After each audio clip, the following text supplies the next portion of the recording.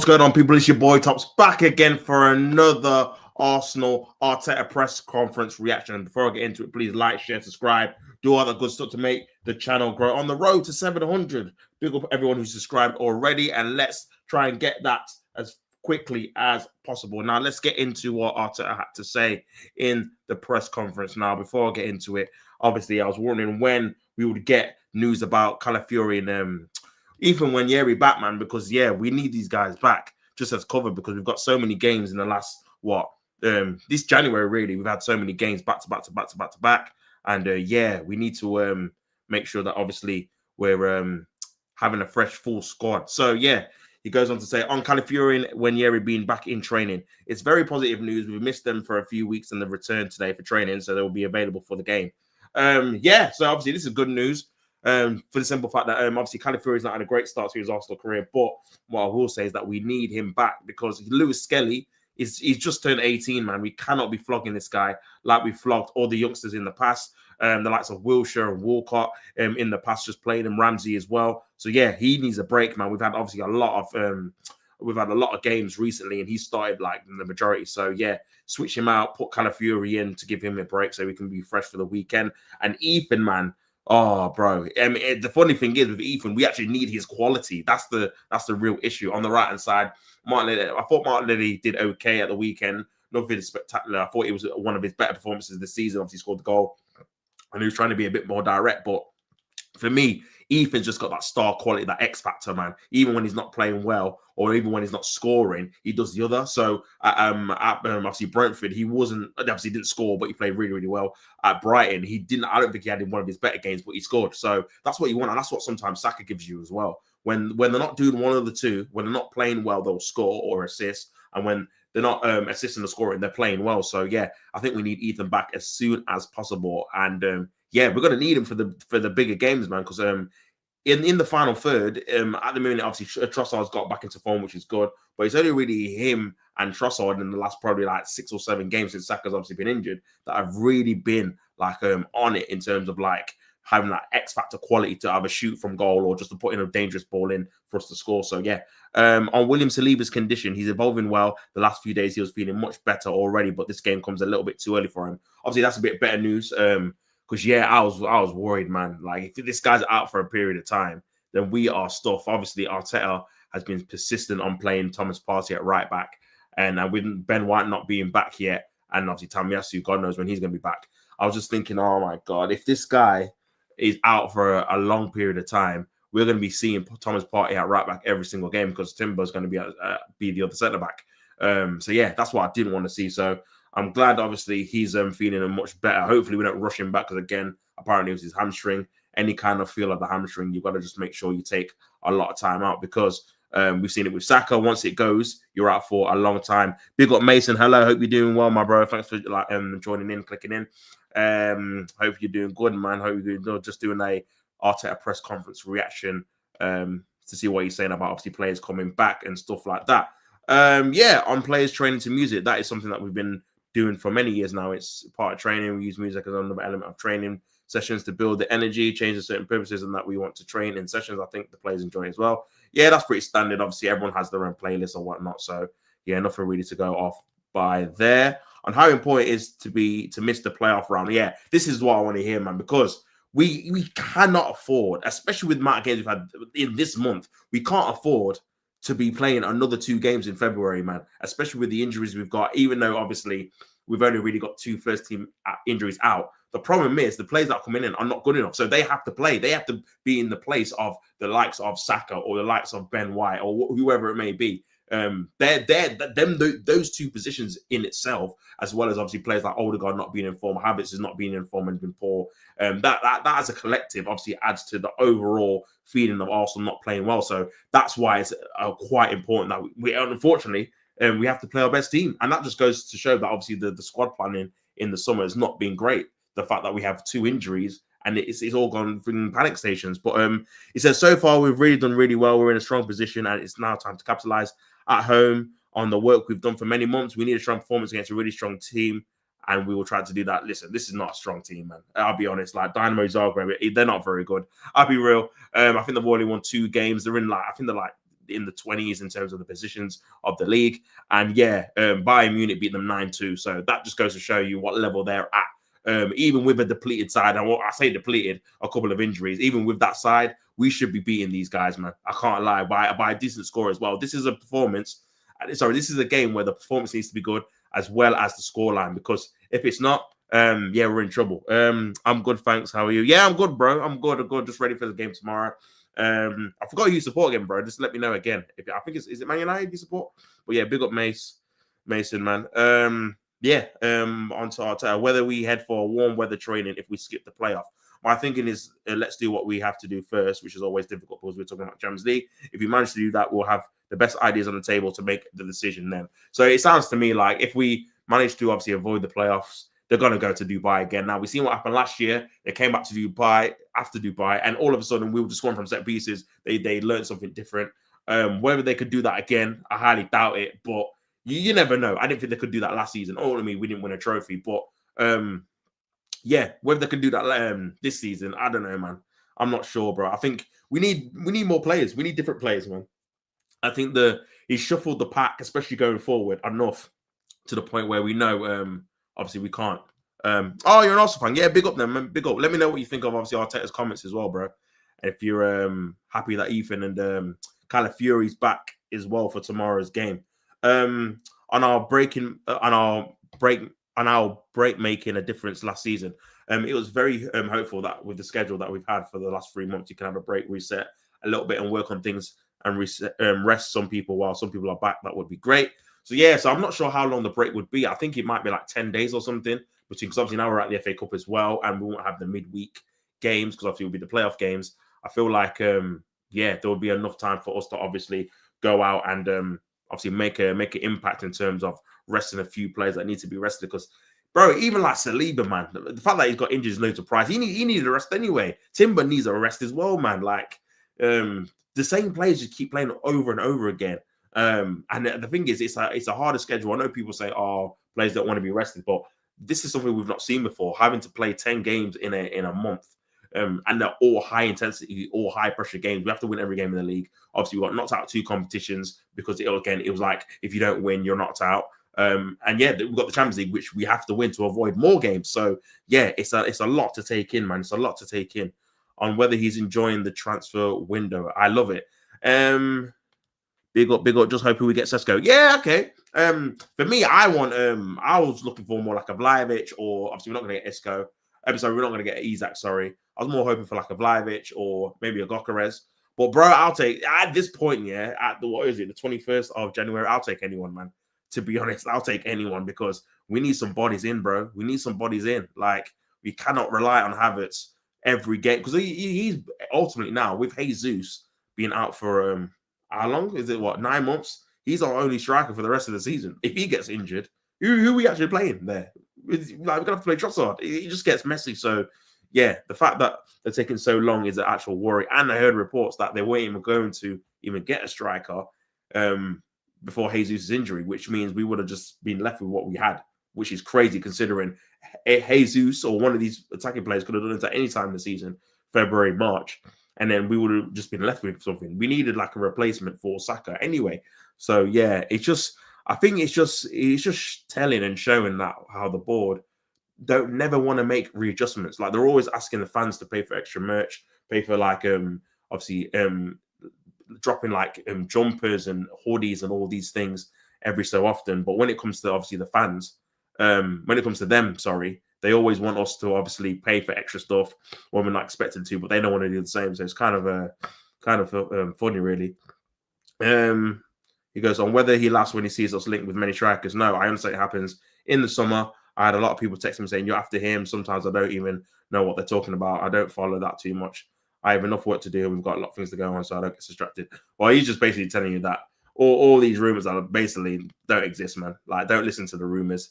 They're rumors that obviously are not true in it. So yeah, that makes sense. On whether Saliba will be back for our Manchester City game, yes, I hope so. That's good news. So yeah, so for me, with the hamstring thing, I wouldn't play him until then, man. If I'm being perfectly honest, I think if you can't beat, no disrespect, if you can't beat Wolves, Dynamo Zagreb, I think we've got Granola in the next obviously week or so.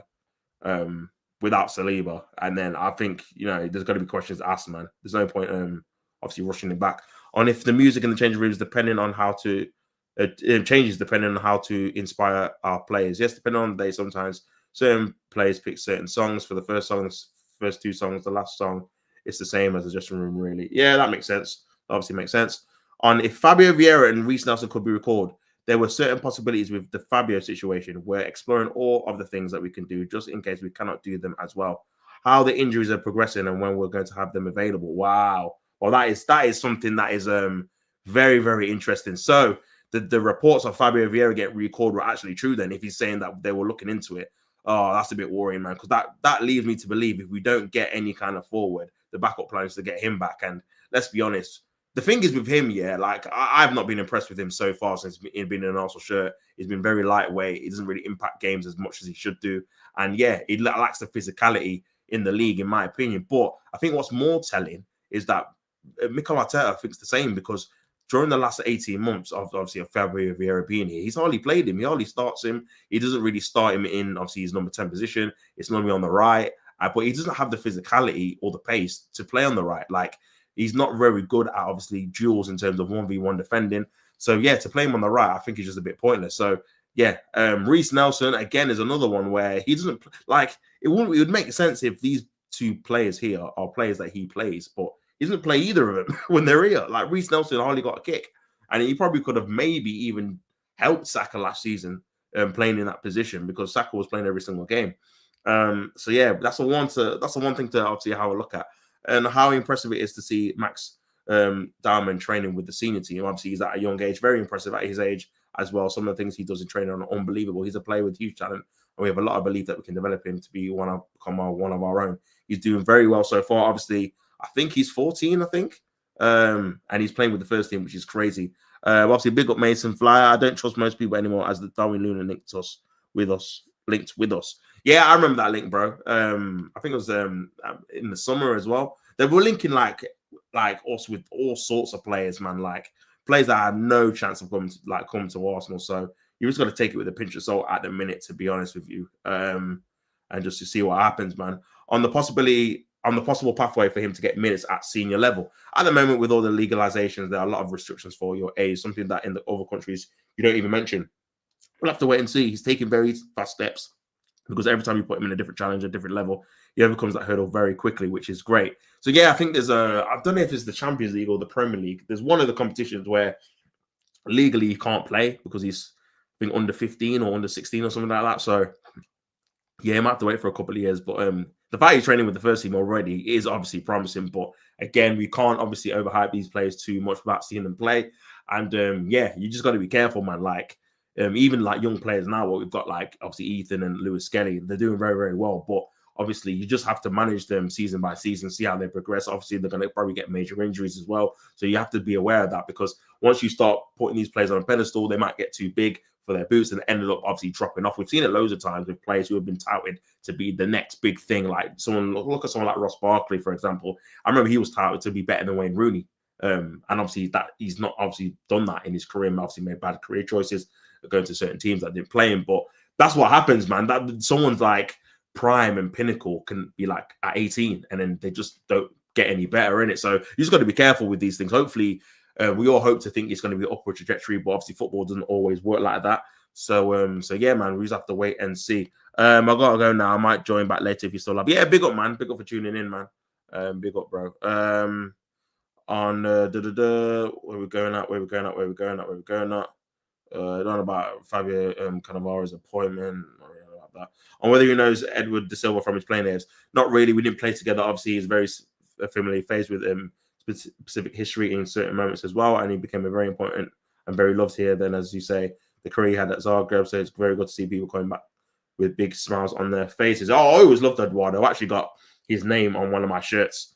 I think it's the 2007-8 shirt. It was like the third kit with the burgundy.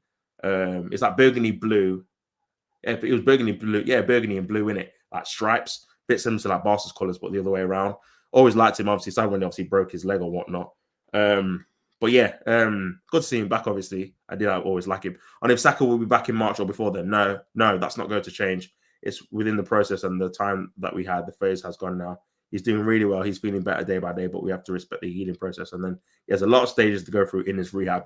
Bro, I like I said before, I do not want to see Saka back this season, man. Like, I love the guy, but bro, do not rush this guy back because you will finish off his career. Dude, there's no point. Like, for what? You're going to rush him back for an extra 2 months. Like, just let him rest properly. Let it heal properly. And obviously, him as a player is going to want to come back, but I would not take any risks because, yeah, you will change his trajectory of his career if you rush him back in March, April, and then you're going to see it. He'll come back, he'll have 2 or 3 games, and he's going to be scoring. Everyone's going to be like, oh, he's back to his best, and then he'll just drop off because obviously he's not used to playing the intense games week in, week out because he would have been out for 3-4 months. And then the season's going to be done. So, bro, just let him rest from now to the next season, next pre-season. There's no actual international tournament either.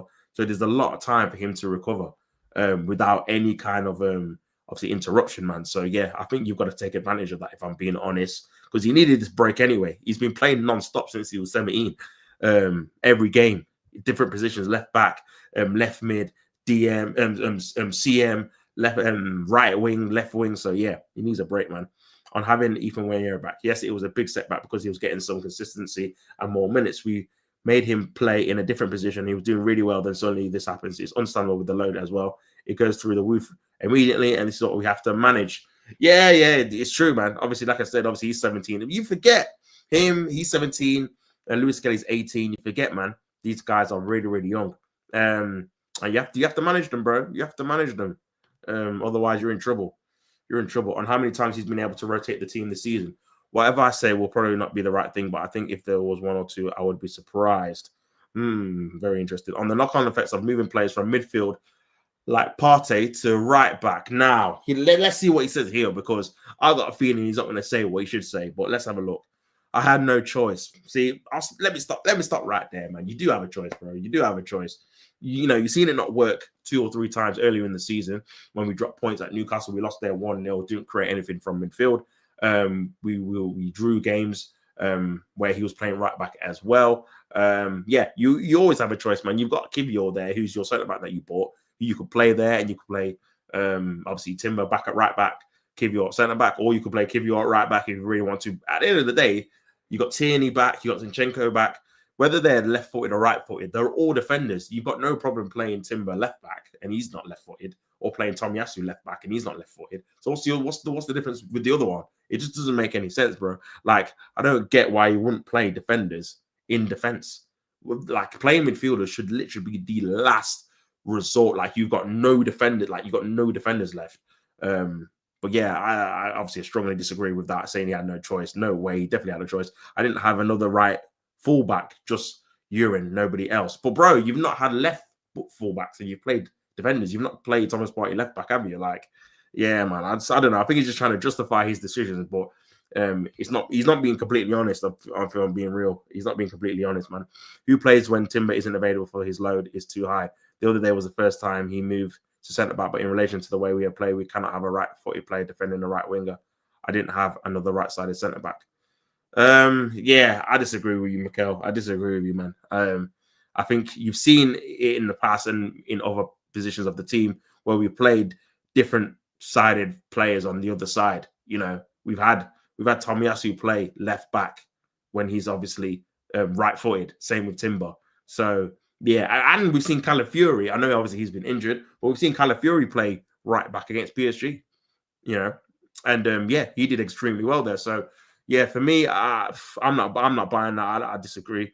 That obviously always indicates as well he's going to be playing right back tomorrow, which is just going to be the same thing, man. And it's definitely something that he's going to have to obviously sort out. I can't lie, he's going to have to sort it because you can't keep playing the same players in the same positions every single time. Like, there needs to be a change. There needs to be something where you think, okay, we've played Thomas Partey here. And we won 1 game out of 6, and that was against, who was that against? That was against Southampton. Against Southampton, man. Big up Colin for joining in. This is why I can't trust him anymore. He contradicts himself all the time. Yeah, legit, man. Legit, like, just be honest, man. This is what I'm saying. This is where the accountability comes in with Mikel. Because instead of just saying, look, you know what? It's not gone the way I planned it. I thought it would. Like, listen, everyone can make mistakes here. I'm not one of these people that knows everything about football. Obviously, I try my best to analyze it the best I can. And maybe I might think certain things will work and they don't work. That's just the way it goes. But I think the big trait what managers have is acknowledging that, you know what, this worked. I thought this would work, but it's not worked. So let me just try something else. Whereas Mikel takes so long to realize something doesn't work. We've seen it with when he was playing Rob Holding at centre back for I don't know how many freaking games, and we were dropping points left, right, and centre. Then he finally put Kivior there. We've seen it earlier this season when Odegaard got injured and he was persistent with Trossard, who was having stinker after stinker in a position that he's not comfortable with, and his refusal to play Ethan Nwaneri there, who's actually a number 10.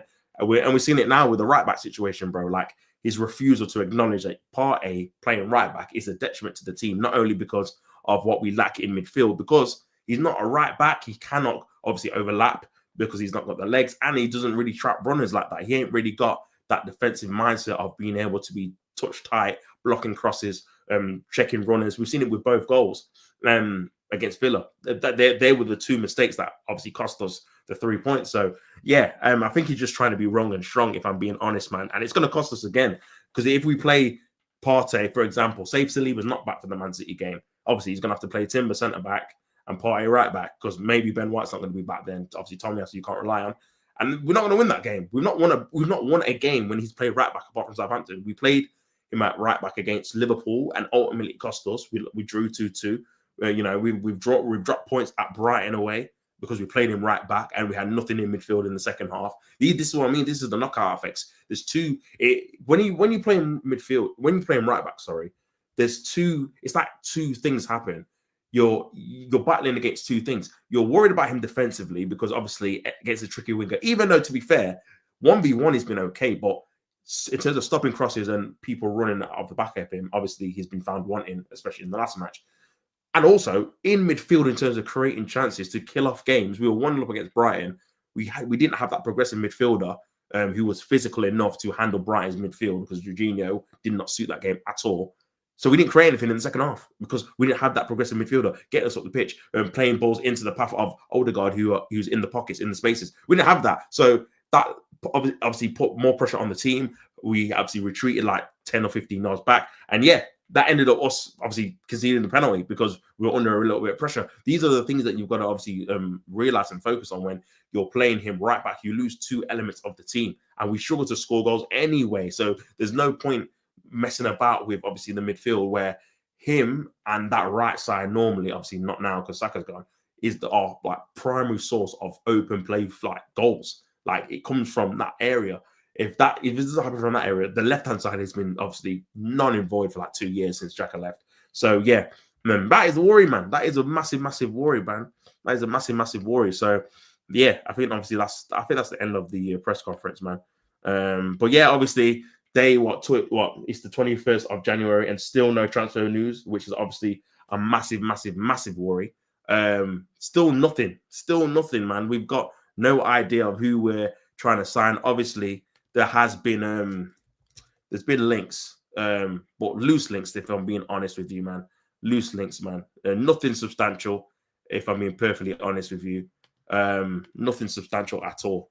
So yeah, obviously they've been talking about this guy here.